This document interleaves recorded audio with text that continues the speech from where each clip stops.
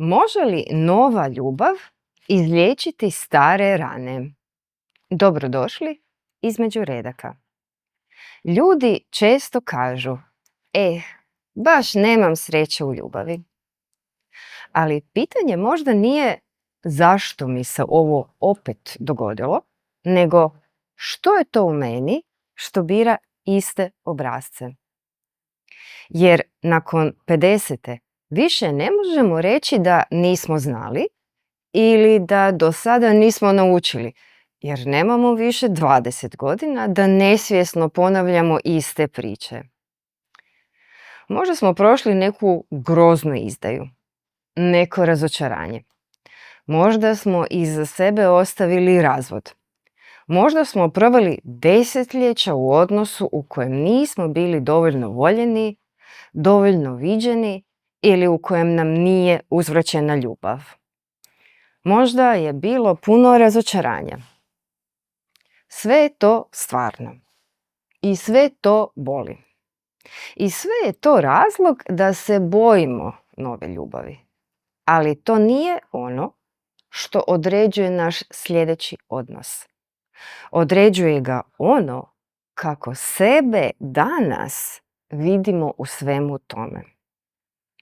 Ako i dalje vjerujemo da ljubav znači spašavanje sebe ili nekog drugog, ako se i dalje bojimo reći ne, ako i dalje mislimo da moramo zaslužiti ljubav, ako nas i dalje privlače emocionalno nedostupni ljudi, onda ćemo vrlo vjerojatno pronaći novu osobu, ali završiti u staroj priči.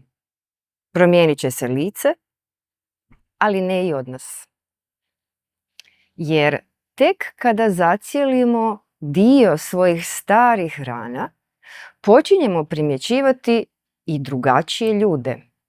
Ne zato što su se oni odjednom pojavili u našem životu, nego zato što ih prije nismo mogli prepoznati. Jer kad promijenimo obrasce po kojima se mi ponašamo i biramo, počinjemo susretati drugačije osobe. Ne zato što su se ljudi promijenili, nego zato što smo se mi promijenili. Možda najveća prednost ljubavi nakon 50. nije životno iskustvo, nego mogućnost da prvi puta u životu biramo iz zrelosti, a ne iz svojih rana, nezadovoljenih potreba iz djetinjstva ili nesvjesnih obrazaca.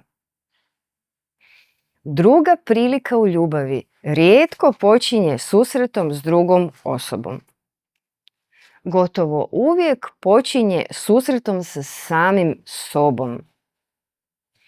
Rad na sebi nije jamstvo da će se idealan partner pojaviti na vašim vratima, ali značajno povećava vjerojatnost da ćete, kada se prava osoba pojavi, prepoznati zdrav odnos kakav ste tražili ili imati hrabrosti ne pristati na onaj koji vas ponovno vodi u istu patnju.